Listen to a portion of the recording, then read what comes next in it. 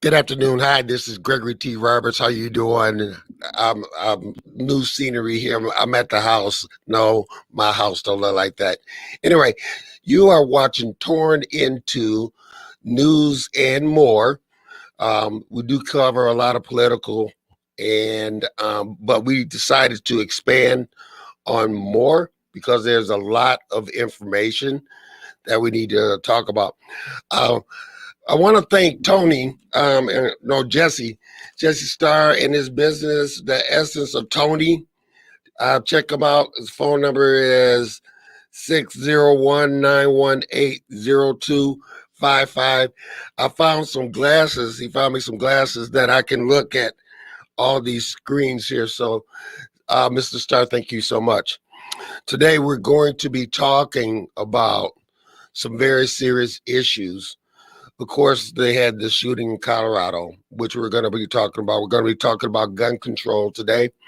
We're also going to be talking about vaccines and why a lot of people are choosing not to get vaccines and the latest information on vaccines. We're going to talk about if you went to a search on your computer or your phone on the Google and say, what is, I guarantee you what will happen, this word filibuster would come up. And it is very important that you know what and why that is. Now, before I get my guests on, I've got to talk to you about a conversation that I had where some people challenged me that when we started the show, we wanted to start the show on facts, giving you the facts of information. In other words, there's going to be days when you like us and days where you hate us. So we wanted to give you information, but you know what? I was challenged yesterday to make this show more than that. Not only a show that informs you, but that we take action. So we talk about vaccines. Well, let's make sure that we get the information so you know everything so you can make a proper decision, which we've done, which we had Dr. Sterling on. But let's take it take it farther by having a place to have vaccines. So here's my guarantee to you. We're going to get in depth and do more. But what I need is help from you. You can call the radio station at 231-727-5007. That's for Lady J. And, anything that you want to talk about, it doesn't have to be politics, anything that you want knowledge of. I'm also an investigative reporter. If you were done wrong by somebody, we'll look into that too. So just to let you know that we're going to challenge ourselves. Today's guest is everybody needs a professor. Everybody needs a professor. Our professor is David Taki.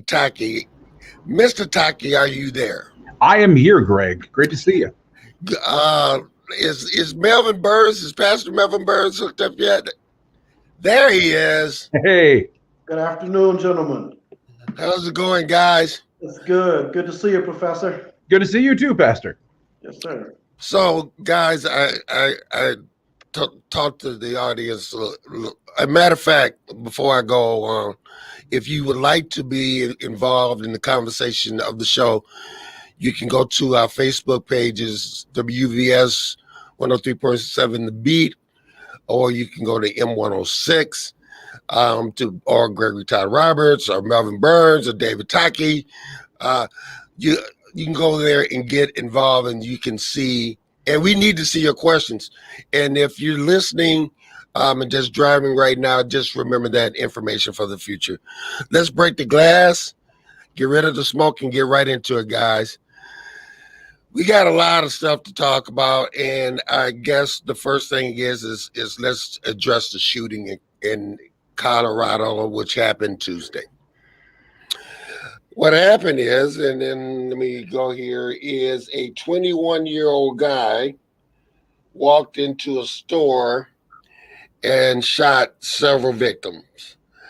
And so let's address that first, because I want to talk about one of the things that people talk about when it comes down to shootings and stuff like that. That, that anyone that goes into any place, anywhere, has something mental. Period. Would you guys agree? Yeah, mostly. I mean, some people do with criminal intent, but Yeah, let's mostly. work with that for a minute. Emotionally, okay. So let's go mentally and criminal. Yeah, well, David. so looking at conflict, not just here within the confines of the United States, but the way that it plays out around the world, yes, there's always going to be a point where you look at someone and go, this person's just not rational. There's something imbalanced. They have a very, very skewed perspective that would take them, several steps out of touch with what we might consider to be a reality. But there's also those who do have, sincere knowledge and forethought, but are basing their decisions on a reality and a morality that just feels abhorrent to us. The only reason I make the distinction is that it can be common to kind of wave aside things like, oh, these people are crazy. This is the work of mad people. And while some of it is, you lose the power to change anything because you Right. can't necessarily magically stop crazy. If somebody just wakes up tomorrow and decides they want to dress up like a cardboard box for the rest of their life, you can't do anything about that, beforehand. Mhm. It's just that in this case, it's not somebody dressing up like a cardboard box. It's somebody who's hurting and killing people in their community. So Right. I want to acknowledge the fact that there is a mental health component to this that is important, but Mhm. also that there is more to it than that. So yes. We have people with, like you, Pastor said that they have criminal intent, and like you said, Professor, they have uh, whatever that comes to mind. They're angry about something, and they decide to take that out on people. This is a big problem, and the thing is, how do we address this and what are the tail signs of somebody that will come in and might want to shoot up something in Muskegon? I mean, Burns? and every time we have one of these mass shootings, strangely enough, gun sales go up because the next debate is going to be about banning certain guns. Which is a unique irony in itself. Um, some debates you sort of get tired of, but they're continuing to be necessary. Um, Nobody, and I want to credit the professor. He wrote a real good article, maybe a couple years ago. When I first kind of became aware of him, he wrote a real good article. Nobody is saying people shouldn't be able to own guns. Absolutely no one. But the idea that we shouldn't scrutinize who buys them, there shouldn't be delay periods, the logic of the slippery slope and all that. The idea of that escapes any kind of logic. I can even try to defend, even if we're on the side of why people shouldn't have IDs, why we shouldn't have waiting periods, why it shouldn't just be anybody want a gun can demand a gun. Um, that I don't know what the logical counter argument is anymore, other than how many more people have to die. Mm-hmm. And I don't know if I answered the question or just a frustration on this issue. Yeah. Right. Professor. So, as people in our communities, the FBI actually does a pretty good job of giving us things that we can look for, your early warning signs, your red flags. I mean, obviously, anybody who's talking about doing some kind of act of violence, that should be a big red flag. But they're not as easy as that to note. People who suddenly have major changes in their interpersonal relationships, people who seem to begin to have suicidal ideation. If you suddenly notice a dramatic drop in someone's performance, either at work or at school, threats and confrontations, you start seeing somebody maybe who has different elements of physical aggression. One of the things that is also corresponds with these behaviors is somebody who suddenly seems much more interested in risk taking, right? Whether that be kind of extreme things or gambling or some other kind of major shifts in whether or not, maybe they used to be cautious and now they're driving without a seatbelt and they're breaking speed limits and they're, jumping off the garage. I don't know what it might be, but look for behavior that suggests that they're suddenly looking at risks very differently. There are also elements where you can see sleep or hygiene shifts, right? They Right. care themselves differently. Right. Normally, it's a downward trend for something like that. Mm-hmm. Or people who start talking fatalistically, liquidating assets, selling things on the cheap, and hey, I thought you loved this thing. Why are you letting it go? Well, I don't think I'm going to need it anymore. Little things like that can be signs that someone is either in a state of emotional distress, but as we've suggested, those states of emotional distress, those elements of fatalism, can also correspond with potential acts of violence. Right. So one, what you can do is when you find somebody going through just lost a girlfriend, boyfriend, divorce, the many things that the professor just said, is that you need to address that, because that person is going to go fight or flight 0 to 100. And and especially if you have somebody that is a large, well, this guy had just bought a new gun like 7 days ago or something like that, before he did the shooting. Mhm. I would have to check, but he had just bought that new gun, which was a combination pistol / rifle, which is another story, which just gets us into gun control. So we're going to add both elements together. Sure. Um, Well, I think this, like the professor said, even some of those issues we identify, between those been identified, and maybe even some reported to the police, and maybe this person shouldn't buy a gun. Those three items don't seem to connect in our current society very well. mhm. And we always hear after the fact, and again, those profiles are done after things happen.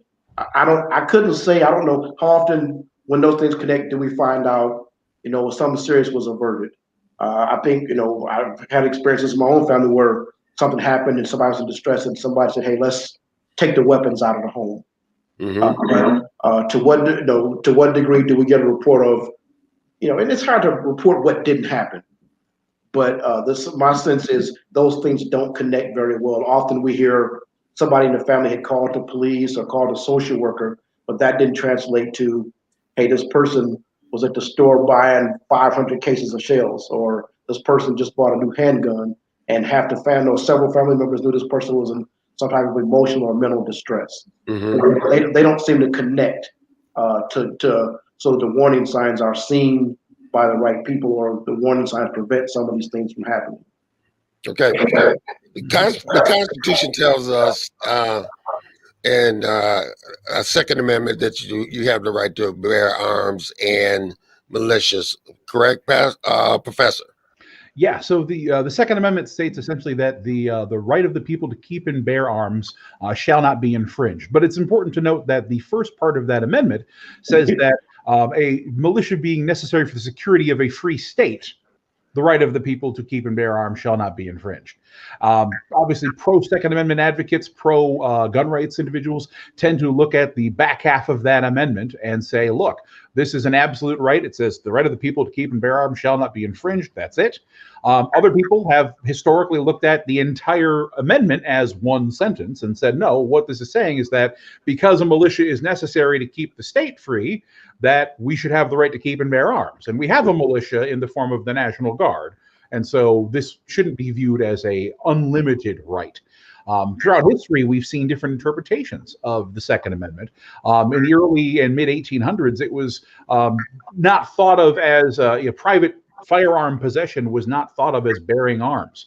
Bearing arms was largely kind of contextualized as being involved in a militia, in an organized force. And as the times evolve later on, we see more and more private gun ownership coming into center stage, but it's almost always sporting related, right? It's about hunting, it's about gamesmanship, it's about marksmanship. After the Civil War, you saw a great number of these riflery competitions that sprung up around the country. And so it's really not until the 70s where you see a major shift between this whole idea of conservation and sporting being your organizing power around firearms to a more, we'll call it movement conservative, we're doing this because it's our right to do so, kind of a thing. So the interpretations have changed over the years, and it's really not until we get to, I think it's DC versus Heller, which is a Supreme Court decision that looked at the idea that in terms of small caliber, or what we call small arms, handguns, and rifles, not larger munitions like things that would be used against a tank, that the Second Amendment was interpreted more broadly. So we've got a lot of contention as to what the legal statutes should be and can be in such a contentious arena. Okay, so with what you just said, when we talking about gun control, you look at what happened in Las Vegas, the shooting there, which was a major shooting, and what that guy did, he was using bumper stocks, and what that does is that makes your guns shoot automatic.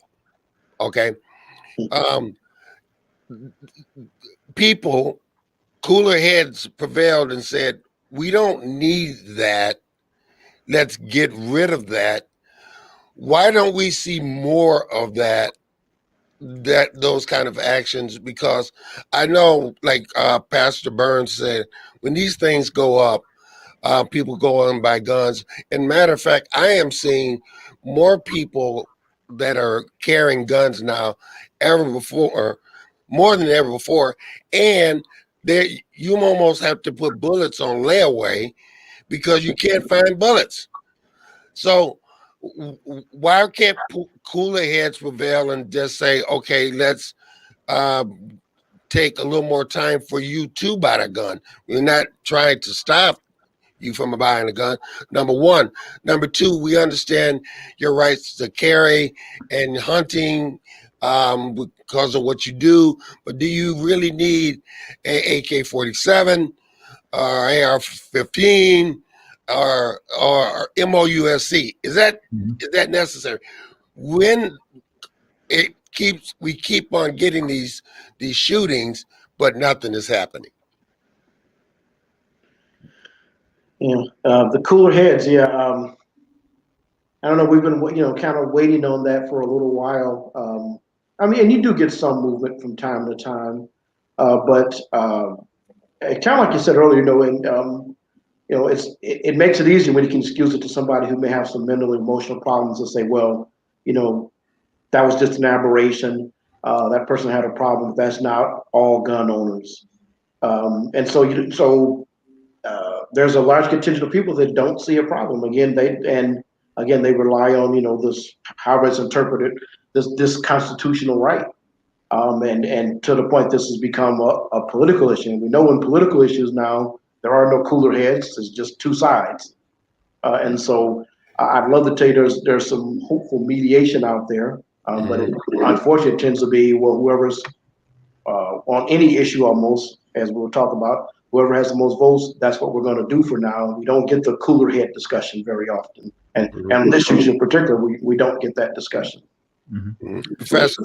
So, yes, the cooler heads are an important idea. And we need to emphasize the fact that the vast majority of Americans are supportive of the idea of making sure that guns can be kept by private citizens and owned by anyone who legally is capable of owning them, and are safely both sold and bought and kept and monitored. Where you get into trouble is you've got a lot of different potential agendas going on here. One of them, of course, is the idea that individuals are afraid that the government is going to take their guns away from them in some capacity. And as the pastor had mentioned, there's not been any kind of major gun seizure, even attempted legislations, or any kind of serious endeavor to do that by either party, basically ever. Second, the crucial idea that any kind of registration or monitoring or any increase in a background check is going to be a slippery slope that leads to gun confiscation is a big boogeyman that prevents a lot of reasonable discussion from happening, right? Yeah. Most people in a vacuum would be like, yeah, no problem registering my stuff, and that's cool, and we're going to help stop crime that way. But there are a lot of people who don't want to see that happen. One, because they do believe that the Second Amendment is just an absolute, unquestionable, ultimate right, or two, because they think that any incursion towards regulation or monitoring or control is going to, it's like they're giving ground, right? And Right. the more ground they give, they're never going to get it back. And so this is just, that's their hard line right out there, and nothing can change. And there's enough of those people who, for one reason or another, oppose these elements, that they're an animating and motivating political body. So that when you look at a district in the United States that leans towards the conservative party, if you are unwilling to essentially get the back of the gun owners in that district, or you are unwilling to essentially say, yes, I'm a Second Amendment conservative and I refuse to do anything or support any measure that's going to even vaguely pretend to regulate firearms, you probably can't win a primary in that district.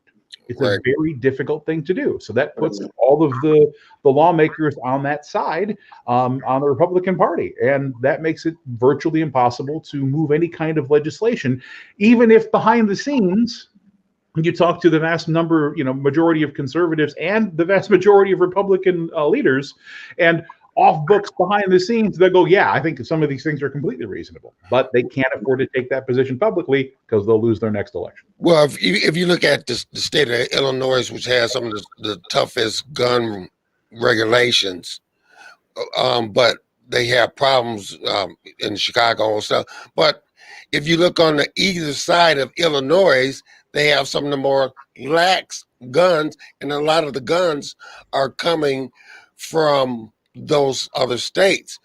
The thing is I guess we have to come to a point where how many people need to die before we do something. Michael Anthony Smith. Hey, Michael, how you doing? Confiscation is not the goal. Future purchases is what they want to stop. Gentlemen, any questions on answers to Michael Smith? No, but even as we were talking, something else just occurs in the debate. You talk about like Illinois, and there's an element to this gun issue, which, also is when you think about the issues of Chicago, we're not talking about gun store purchases. We're talking about a huge amount of illegal firearms, purchased by, particularly, the crime we see in Chicago. And so that's even another side of this whole gun and firearm debate that maybe gets left out when we start talking about ban or not ban or limiting gun purchases. And sometimes, the other side will point to that, but that's a whole nother piece of this that needs to be addressed too. And to some degree, they're part of the same mindset of owning guns, but a separate issue with the massive amount of illegal firearms that we have in our country. I think that they are about to address the issue of like gun shows, about walking in, filling out some quick paper and walking out with a gun. At some point, at some time, in some, on the kickback, on the conservative side, you hear, well, guns don't kill people. It's the mentally people that kill people. No, people are killing people. And at some point, we got to look at our neighborhoods. Like I tell you, where my daughter lives at, it sounds like Beirut. It sounds like wartime. And talking to the chief of police of Muskegon a couple weeks ago on the show, we talked about where they used to have maybe guys shooting once every in the blue moon. Then it went to a couple maybe in a month. Now they have several a day. Several a day. And it's nothing for somebody to. And we were next door to a house where a guy just took out his gun and put it up in the air and just shot 8 times. And they went out and addressed it. But don't people know that those bullets come down? Mm-hmm. Something's got to be done. And just sitting still and being dug in on the Second Amendment. I'm dug in. I want my gun. You can't have it. Or we continue to lose people in this way I'm just saying something's got to be. I don't have the answer to it. Something's got to be done. Yeah. Well, and I think something does have to be done. And getting to the point where we can actually do something is going to require conversations like this. It's going to require understanding that, at the end of the day, this is not just a gun issue, but it is a gun issue, right? We tend to refer to guns as force multipliers, right? If you're really motivated, and this is an argument that comes up in terms of firearm control, you could probably hurt somebody pretty badly with a phone book if you're really motivated. We've seen terrorist attacks that have used vehicles and things along those lines, and those are ways in which people can, multiply their force, and they can take their bad intentions and do more damage. But we don't give our police officers or soldiers, a phone book, right? We give them a firearm because it is the most effective human, portable, potentially concealable force multiplier available at any given point in time, right? And that's why, killers use it. And that's why, somebody who may have been very, very angry and might have beat somebody up with their fists or hurt somebody with a phone book kills 10 people in a grocery store with a rifle, right? We cannot ignore the fact that that's what these things do. They're force multipliers. And so restricting access to force multiplication can be one way to limit the extent of that violence. We also can't ignore the idea that, poverty, education, systemic racism. There's lots of things that put people in bad positions, lead to bad decisions, and exacerbate violence. And so, no, you can't just focus on any one part of the issue. But there's no question that firearms are force multipliers, and that there are reasons why they are used in these attacks and assaults, and that there are common sense ways to preserve both a law-abiding individual's right to own their firearms and do their thing for target shooting or hunting or personal defense, and get a large number of these firearms off of the streets. Look at controlling the elements of what kind of accessories and modifications are available, and reducing the criminal element while also protecting families, children, and American citizens. All right. You're watching Torn in Two. My guest today is Professor David Taki and Pastor Melvin Burns II. It is a conversation that we're going to continue. Let's go to Michael Smith. Has a question. It says, unfortunately, if Congress didn't do anything by the mass shooting of kids, they are not going to do something for adult mass shooting. Good point. I'll only add to that very briefly. We have to remember, don't treat Congress like it's one thing, right? There were lots of people in Congress, some from both sides of the aisle, that did want to do something after Sandy Hook, that have been trying to, move this issue forward and put bills forward. The problem is, like I said, they're running into enough resistance, specifically from, and this isn't blaming conservatives, but specifically it's the Republican side that's resisting a great deal of these measures. If we're going to see change, we have to acknowledge that Congress is 535 human beings, right? And if you want change, you either need to change their minds or change who's in those seats. That's how you get that kind of change. That change is possible. Don't give up on that change. I agree with Michael, I think it was, that the reality is right now they're not moving on it, but that doesn't have to remain the reality. That's all I have.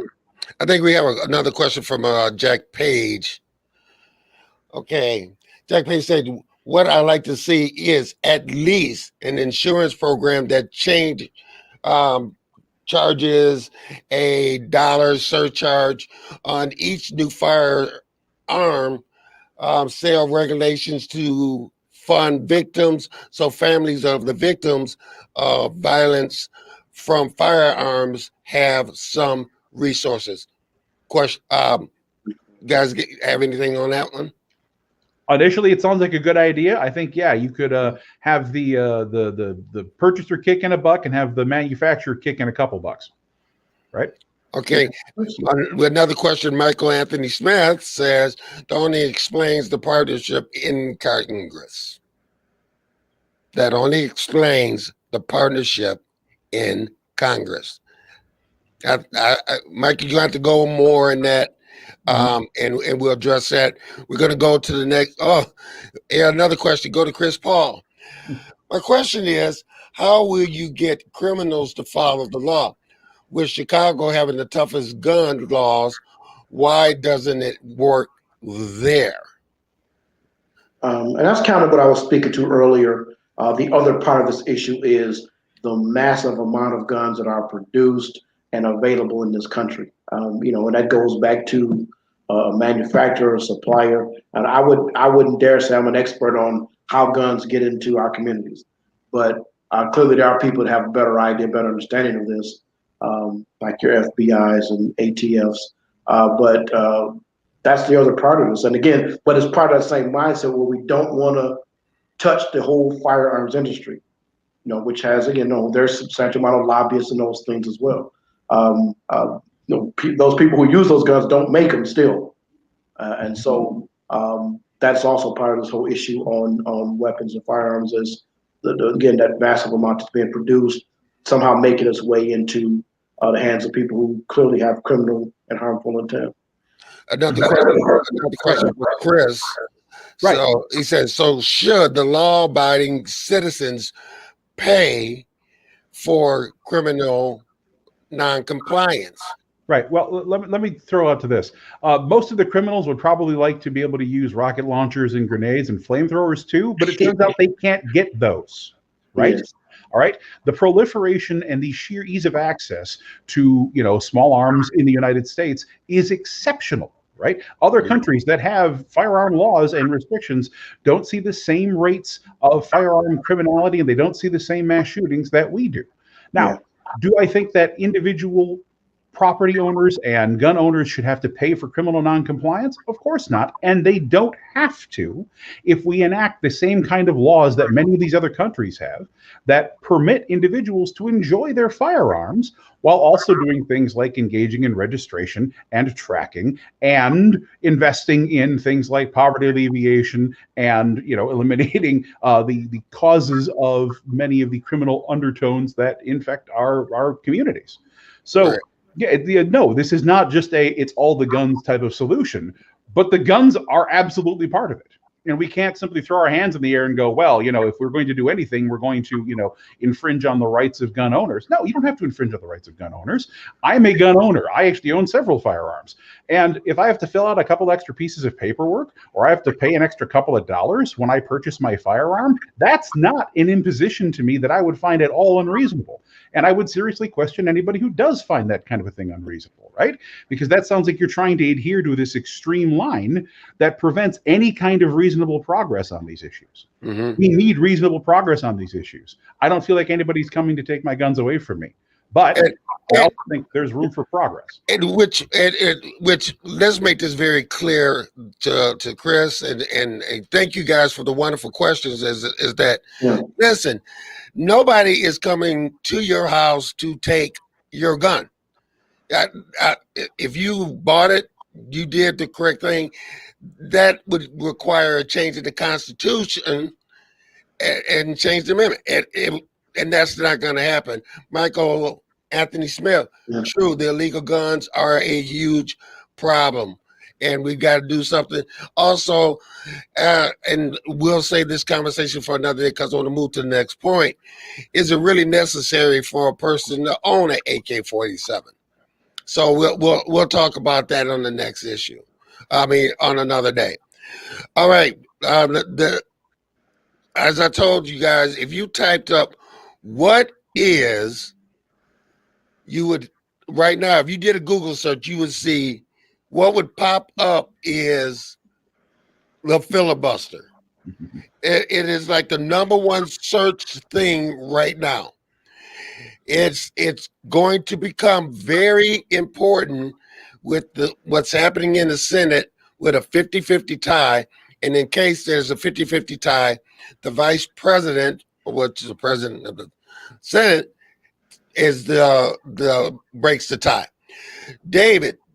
Yes. Give us the history and let's talk about filibusters.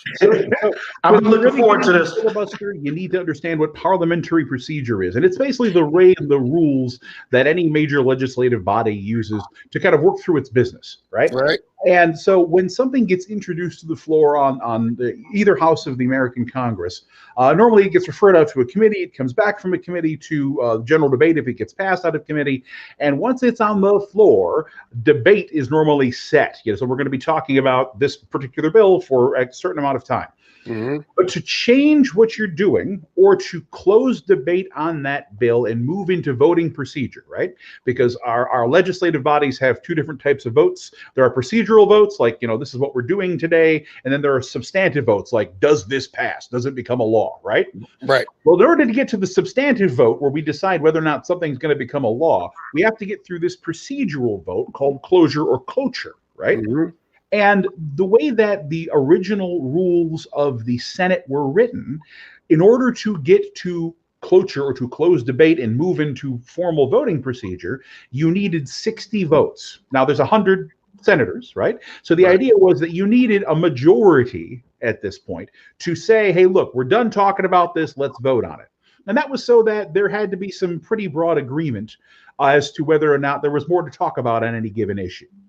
Now, what that meant was that because of the order of precedence when it comes to these motions in the Senate, if you want to talk about it and somebody else says they want to move to close debate, you technically had precedence. So you could get up there and you could talk, right? And they say, no, I want to close debate. You're like, no, I want to speak on it first. And as long as you kept speaking, you could functionally keep debate open indefinitely, right? Because your motion to speak took precedence. Well, that became known as a tactic known as filibustering, right? Somebody else wants to close the debate, and maybe you're looking at the math and you're like, oh man, if this closes right now, we're going to lose this vote, and it's really important to me that I don't. So you'd get up there and you just start talking. And as long as you kept talking, or as long as you had other people who were willing to keep talking along with you, you could keep debate open indefinitely. And the idea was you could then have people behind the scenes go into the other party like, hey, look, this is going to go on forever unless maybe you're willing to do this and tweak this and make this a little more acceptable to us, and then maybe we'll stop this talking filibuster. Mm-hmm. Well, that was the original kind of way this evolved. And after a little while, senators got tired of having to go up there and just talk. And so they kind of came to an agreement amongst themselves. Like Mr. Robert goes to Congress. Yeah, very much. Yes. They came to an agreement amongst themselves and said, hey, you know what? Instead of actually having to talk, what if we just said, look, if somebody comes forward and says, no, I oppose this, instead of them having to talk, we just stop it right there. Right. And then the idea was, what we should do is we should get ourselves back together and we should go talk about it. And instead of having to sit here and listen to somebody prattle on, we'll just come back and we'll try to work it out so we can eventually bring it back to the floor. Mm-hmm. That was the second kind of version of the filibuster, where it was any senator could essentially say, hey, look, no, we're going to stop this. And the idea was that would cause everybody else to kind of go back to the drawing room and figure out what could be done to get this bill passed or what needed to change to make everybody happy. Mm-hmm. Right? Mm-hmm. Well, that is a tool that is no longer necessarily used to bring forward any kind of new legislation. What's happening with it now, for the most part, is it's used to just shut something down. It's used as an obstructionist tool, or it's used as a very weak kind of signal, like, yeah, I'm going to block this, and you want 100 of these things, and maybe I'll accept a deal where you get 2, right? The counter proposals that are being made with a filibuster in mind aren't a real compromise. Mm-hmm. They are dramatically different, and so it is again being used functionally as a obstruction tool, right? Mm-hmm. And so that brings us to the debate currently. Because as of right now, we have an evenly divided Senate, right, with a Democratic administration. Right. Meaning that it is reasonable to say that anything that requires a majority vote, right, so 50 votes plus to pass, can be passed solely by the Democrats, right, mm-hmm. because they have the 50 votes in the Senate, and they would have the tie-breaking vote with Vice President Harris being able to cast the tie-breaking vote in the Senate. Right. So right now, what would normally be happening if you had a talking filibuster is the Democrats would be putting forward their ideas, and Republicans would have to get up and essentially talk to the body for as long as they wanted to delay. But once they stopped talking, that would close debate. It would go into a voting procedure, and you'd have a 50% vote, basically 50 votes plus 1, or 51 to 50 with Vice President Harris voting, would allow these measures to pass. Mm-hmm. With the current rules of the Senate, And the way that it's been done, all a Republican has to do is go, I don't want that to happen. And therefore the bill stops. It stops dead, right? At that point, the idea is you have to win over at least 10 Republicans Mm-hmm. who would then sign on to a bill, right? And Mm-hmm. so there's a lot of talk about whether or not this actually fosters compromise. In its old version, you could say, yeah, there was a lot of opportunity for discussion and compromise back and forth. Mm-hmm. But realistically, in the last 15 or 20 years, we haven't seen the filibuster used to enact compromise. We've seen the filibuster used to essentially torpedo whole elements of legislation and take them off the board. Okay, we got a lot of questions we got to get to. Jack Payne said on the issue never going to happen. You just can't put that much toothpaste back in the tube. Okay, thank you, Jack. Michael Smith said it's got to go. I assume he's talking about the filibuster, or this administration will be Stonewall for the next 4 years, which Mitch has threatened. And Chris Paul says, I disagree with the changing of the rules to get something done. They need to work together. We all agree with that. Both sides have been playing for too long, and I would say far too long. Thank you guys for all your comments. So let's get back to so we got this filibuster now, and now as Chris said, we need people to work together. Yesterday, I found it very interesting in the press conference with President Joe Biden, and was asked, do you feel that the filibuster is part of Jim Crow? And he said, yes, but you're not in favor of getting rid of it. Correct. Help me figure that one out, guys. Well, note that President Biden has signaled that he's willing to get rid of the filibuster. Yeah. I don't know if that's changed in the last 24 hours since that press conference, but President Biden is lined up behind the idea of eliminating the filibuster as a rule. And it's worth noting that, this was one of many measures that were put into effect that had the effect of essentially enshrining minority rule in some areas of the country, right? That this allows for a minority of senators to stop critical legislation that the rest of the country is pretty significantly aligned behind. For example, the recent American Rescue Act, which had 80% popular support, 60 some odd plus percent amongst Republicans, received no Republican votes whatsoever. And that's because, to a great degree, the political consequences of cooperation are extreme right now. Yes. Right? That's really the bad thing here, right? There's a lot of Republicans who, if you talk to them, aside from the cameras, they'll go, yeah, I think this is a good idea. I think that's a good idea. I think these are important ideas. But they can't publicly support them, or they can't vote for them, because if they do, they're going to get primaried back in their districts by people who are adhering to a much more kind of radical conservative ideology. Yeah. That's the issue more than almost anything here. And so, the big issue right now, of course, with the filibuster, and I think we're going to get into this, is that it is not a law that says the filibuster has to exist. Exactly. Right? These are rules that are voluntarily adopted by the Senate, and they can be changed at any time with a majority vote within the Senate. The Democrats at one point in time changed the filibuster rule for, I believe it was at one point in time, some judicial nominations back in the Obama administration. Exactly. The Republicans were filibustering any of their attempts to fill their judicial roles. The Republicans later changed it for Supreme Court nominees in the exact same way. And so we're looking at, what's been a slow degrade of this filibuster rule over the years.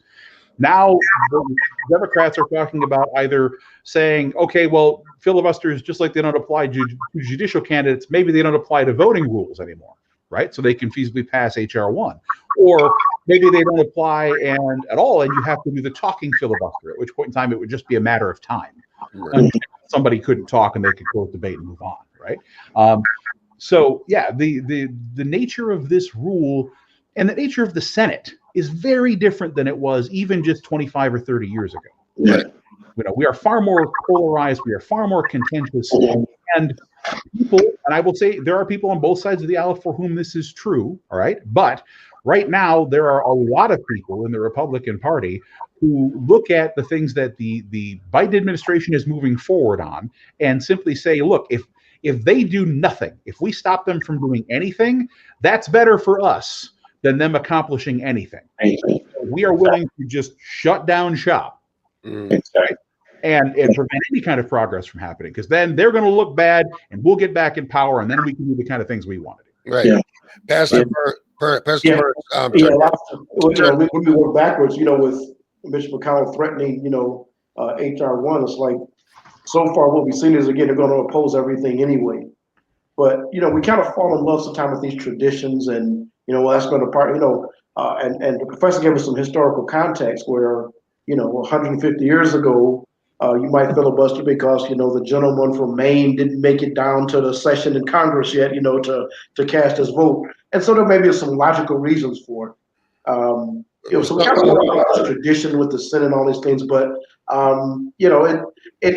today it seems to overly empower the minority. And again, being so closely associated with, Strom Thurmond and those guys, opposing a lot of civil rights legislation. But my best feeling now is it kind of overly empowers the minority. And if you want to keep the rule, then I really think that you got to stand there and actually make the speech. Again, because it will, with all those old guys, it will end at some point. Right. 2 hours. I know. Pastor Burns, turn your mic down, your speech down just a little bit. Okay. But this administration, with these next 4 years, Jack Page, Georgia just changed the rules to get something done. And we're going to be talking about Georgia and what's happening in, what is it, 43 or 44 states right now? 43 right now. 43 and 250 plus bills. Eliminate where you get a misdemeanor for handing people water if they're in line. They totally just, that's another show coming soon. Okay. So anyway, with the filibuster going on, if anything is going to happen, like the professor said, the one party is dug in, and if anything's going to happen, and the Democrats be able to get anything done of major substance, or they're going to have to get rid of the filibuster, or they're going to have to change it, or work together, and several of those things are not going to happen. Right. Because they're not doing it. And I think bringing Georgia up is important, even if we can't get fully into it on this particular show. The reason this has become so dramatic and so contentious, and the reason why we might actually see even moderate Democrats agreeing to filibuster reform after having resisted it for so long, is because of this massive wave of effectively voter suppression bills that are going on across the country. And no, not every single one of these bills is inherently designed to suppress the vote. Like there's one in Michigan that talks about eliminating the ability or the restriction that says our Secretary of State's offices can't start processing absentee ballots until Election Day. Eliminating that's a good idea, right? That's a perfectly legitimate bill. They should start counting those as soon as they come in so that they can conserve their resources. That's fine. But a lot of these bills are, in fact, specifically designed harder and more difficult to vote, and not just neutrally harder or more difficult to vote, but frequently harder and more difficult for people of color, people with lesser means, people in urban environments to vote. And it is no question that this modification will make it very difficult for Democrats to win both local and national elections. And that's really what's going on here, right? And to add to that, in the part of that bill, can you imagine having one election box for Atlanta? Right. For instance, which that would do. I want you to think, people, the size of Atlanta, having, instead of you being there to go to safe, lit spots where you can put your ballot in. Now if you're all the way in Georgia, in Atlanta, you got to get to that one box, or you got to go to that one clerk. And so it's something that I think I'm going to get clerks and we're going to come back and talk about this issue and get some legislators and talk about, because this is way too important. The last thing I want to talk about is the vaccines. We had Dr. Sterling on, who did an amazing job, that talked about it. It was funny because when I got home, a friend of mine sent me another doctor that totally disagreed with everything that Dr. Sterling said. So you can find a person, a yin for your yang, if you will. So right now, according to what's going on with the vaccines right now, and 133 million people have received the vaccines according to the CDC. Now, with that said, yesterday in the press conference with President Biden, he has pushed that number where it was 100 million. Now he has pushed that into 200 million people's arms, and hopefully open up people getting the injection, anyone getting the injection. Here's the problem. The problem, or depending on how you think, there are a lot of people don't have access, can't get to it. The second thing is you have a lot of people that are saying that they have a wait and see. They're gonna. I have people in my family are waiting to see what's going to happen to me because I had my shot, and you have a lot of people said because we've been done wrong, which is totally true. They're not taking the shot, but also a number of white males, a huge number of white males, are saying that they're not going to take this vaccine. Houston, we have a problem. So let's talk about that, guys, for the last 8 minutes. Just 8 minutes, huh? Just 8 minutes. Let me first say I can disclose I've had both my shots, and I also one of the people's working in the community to get people signed up for vaccines, and I don't debate it with folks if they don't want to, fine. But I've been reading some statistics on this and some of the mindset on it, and first of all, I'm gonna try to be quick. We ought to be, whether you voted for him or not, the president deserves a lot of credit for getting this vaccine moving for those who wanted it. When you look at the numbers, and we are not even done with March, the number of vaccines, now we got the Johnson & Johnson out there. If you didn't vote for him, but you wanted a vaccine, you ought to commend the federal government for how they've gotten this thing out and moving from January. It's been tremendous, whether you never vote for him again, but that's been a tremendous effort. Unfortunately, this whole health issue got tied into a political issue. Which it never should have. This whole health issue never should have became political. Yeah. There's a fascinating Dr. Gupta. I'm gonna not take all the time. Is it Sunday Gupta? Sat down with 5 public health doctors who are all involved with this. Dr. Fauci, Dr. Briggs, former head of CDC. And it's kind of interesting. And he talked. He talked to them just kind of frankly for a couple hours. About the past year, and just some interesting comments there. But there's this whole field called public health. That's supposed to merge, and this whole idea of medicine with public policy, and what we're seeing is a breakdown or inefficiency of the whole public health area being influenced by politics. Mm-hmm. I'm gonna stop.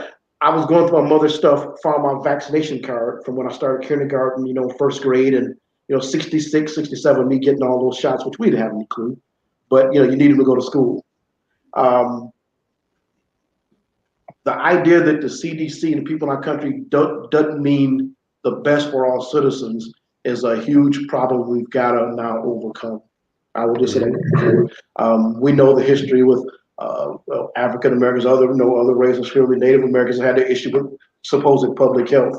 But going forward, there's going to be another pandemic. There's going to be another health issue. Right. The issue now is how do we educate, restore that trust? I think the vaccine's out and going, but our bigger issue is for the next public health crisis, how do we get people to trust, believe, or listen to these people whose job it is to protect the public health? It's been interesting. I'm going to let you talk, Professor. It's been interesting. A lot of people said, well, I'm not taking that shot because I don't know what's in that shot. And I'm just thinking, I've seen you put worse stuff in your body on a Friday night.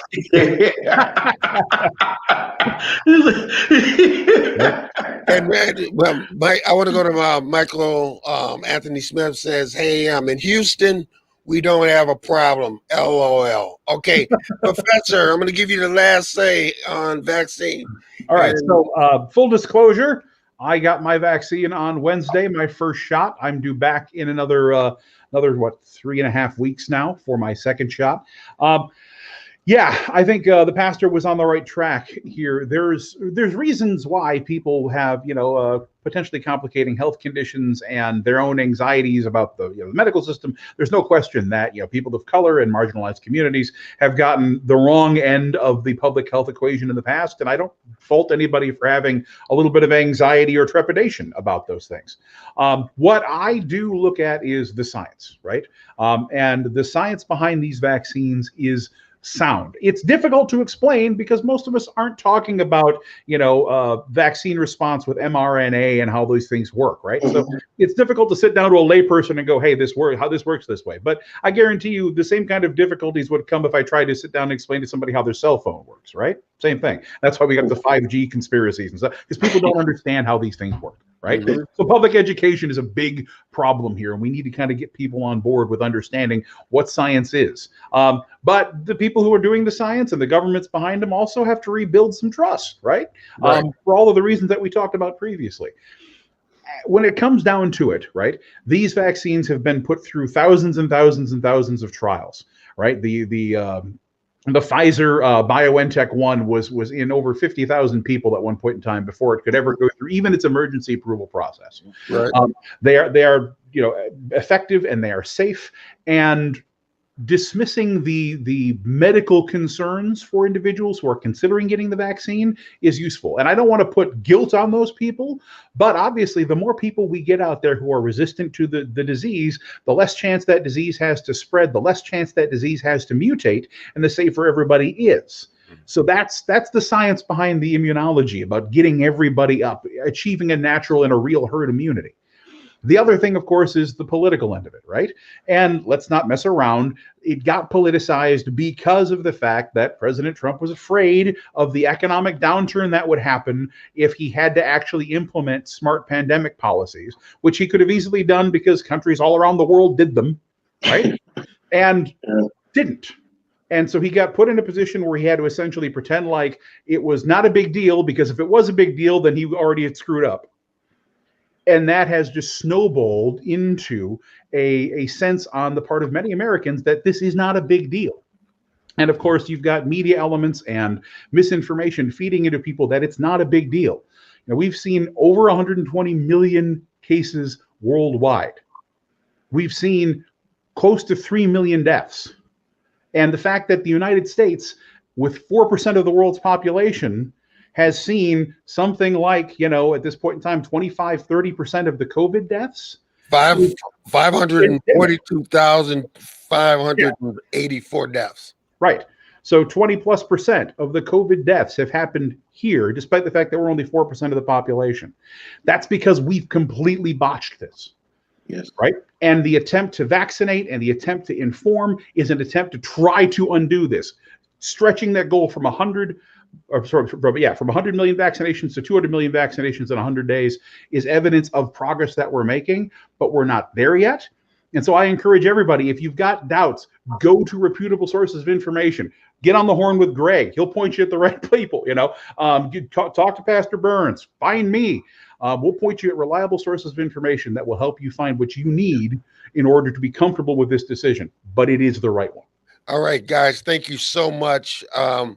I know I threw a shotgun blast of topics at you guys today, but we have so much stuff to talk about. That's why We've become more than a political show.